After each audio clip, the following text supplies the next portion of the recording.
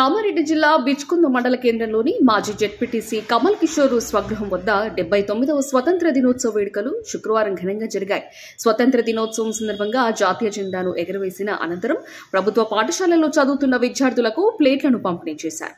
ఈ కార్యక్రమంలో మాజీ జెడ్పీటీసీ కమల్ కిషోర్ తో పాటు కాంగ్రెస్ పార్టీ సీనియర్ నాయకులు పషాసే, మాజీ ఎంపీటీసీలు బాలరాజ్, అవర్ సురేష్, విమల్ సేట్ మరియు తదితరులు పాల్గొన్నారు.